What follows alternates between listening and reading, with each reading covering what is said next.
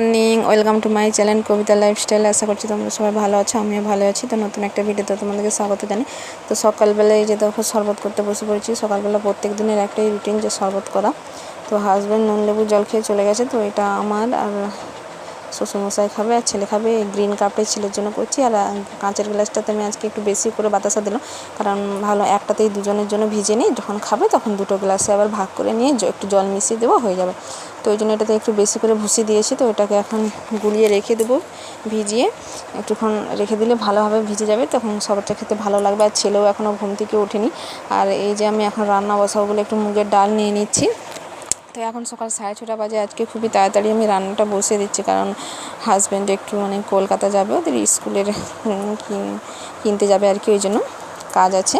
তো ওই জন্য আমি সকাল সকাল রান্নাটা বসিয়ে দিচ্ছি, কারণ 8:30টার সময় বেরিয়ে চলে যাবে। তো তার আগে আমাকে রান্না করে দিতে হবে। আর সকালবেলা ভাতটা না করে দিলেও সারাদিন বাড়ি আসবে না, সারাদিন ভাতও খাবে না, টুকটাক জিনিস খেতে হবে। তার থেকে ভাবলাম যে ভাতটা করেই নিই, আর ছেলে তো স্কুল যাবে, সেই ভাত তো রান্না করতে হবে, তাই একবারে ভাতটা বসিয়ে দিই। ভাত বসিয়ে তারপরে বাড়ির কাজগুলো করব। তো ছেলেকেও এখনও তুলিনি, তো ভাবলাম ও ঘুমোচ্ছে, নাহলে ঘুম থেকে তুলে আর আমাকে এইসব কাজ করতে দেবে না, একটু দুষ্টুমি করবে। এই যে আমি এখন কড়াইতে জলটা বসিয়ে দিয়েছি। তো জলটা গরম হয়ে গেলে তারপরে এর মধ্যে আমি মুগ ডালটা দিয়ে দেবো। তো এই যে মুগ ডালটা দিয়ে দিচ্ছি আমি এখন। তো বেশি কিছু রান্না করব না, মুগ ডাল, উচ্ছে ভাজা, পটল ভাজা। আর এই যে ডালটা বসিয়ে দিয়েছি। তো ডালটা বসে একটু হাতা দিয়ে নেড়ে নিই, তারপর এটাকে ঢাকা দিয়ে দেবো। তারপরে আমি এখন কাজ করব। তো ডালটা আমার হয়ে গেছে, তো ডালটা আমি এখন সমড়ে নেব। তো ডালের মধ্যে আমি একটু জিরে ফোড়ন দিয়েছি আর লঙ্কা দিয়েছি, মুগ ডাল তো তাই 5 ফোড়ন দিইনি, মুখে পড়লে কেমন ভালো লাগে না আমার। আর ওইদিকে আমি ভাতটাও বসিয়ে দিয়েছি, গ্যাসের অন্য একটা আছে। আর এই যে ডালটা আমি এখন সমড়ে নিচ্ছি। তো এই যে পটলগুলোও কেটে নুন হলুদ মাখিয়ে রেখে দিয়েছি, আর উচ্ছেটাতেও নুন মাখিয়ে দিয়েছি। আর ডালের মধ্যে আমি একটু ঘি দিয়ে দেবো আর কি, মুগ ডাল করলে একটু ঘি দিলে ভালো লাগে খেতে। তো আমি মুগ ডাল করলে ঘিটা দিই প্রায় সময়, যখন তাড়াহুড়োর মধ্যে মনে থাকে না তখন দিই না, যখন মনে থাকে তখন দিয়ে দিই। মুগ ডালটা দিলে ডালটার মধ্যে খুব সুন্দর সেন্টও আসে। আর আমি এই যে এখন এই যে তোমাদের বলেছিলাম উচ্ছে ভাজবো, তো উচ্ছে ভাজিনি, উচ্ছের বদলে আমি কেটেছি আর কি, কী বলে কাঁকরোলগুলো কেটে নিয়েছি, ওটাকে এখন সিদ্ধ বসিয়ে দিয়েছি। আর এই যে গ্লাসের মধ্যে জল দিয়ে দিচ্ছি, শরবতটা 2 ভাগ করে নিয়েছি, আমি খেয়ে নিয়েছি। তো এটা শ্বশুরমশাইকে দেবো। তো কাঁকরোলটা সিদ্ধ হয়ে গেছে, তারপরে আমি পটল ভাজাটা তুলে দিয়েছি, আর এই যে কাঁকরোল সিদ্ধ করে রেখে দিয়েছি। তো এই যে আমার সব রান্না কমপ্লিট হয়ে গেছে। তো এই যে আমি এখন দুধ বসিয়ে দিয়েছি, ছেলেকে খাবো, ঘুম থেকে উঠে এসেছে। তো যে ভাতটাও হয়ে গেছে, ভাতটাও নামিয়ে দিয়েছি। তো হাজব্যান্ড বললো তোমার রেডি হয়েছে, ফোন করেছিল, চলে আসবে। ছেলেকে দেখো উপর থেকে নিচে নামিয়ে এনেছি, আবার বলছে আমাকে ঘুম পাচ্ছে। তো হাজব্যান্ড তো খেয়ে টেয়ে দিয়ে চলে গেছে। তারপরে যে শ্বশুরমশাই হাটে গিয়েছিলো, হাট থেকে মাছ এনেছে।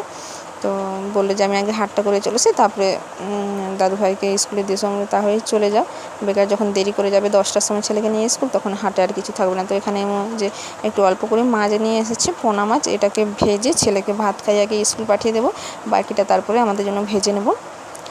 তো এই যে ছেলেকে টিফিন দেবো বলে রুটি আনতে বলেছিলাম, রুটি তো পেলো না, তাই বললাম যে রুটি পাওনি যখন 2টো ম্যাগি নিয়ে চলে এসো, তো ম্যাগিটা করে দেবো ওকে। আর এই যে মাছটা ভাজা তুলেছি, 3 পিস তুলেছি, এটাই ভালো, একটা কেন ভাজবো, একই তো সময় লাগবে, সেই 3টে তুলেই দিই।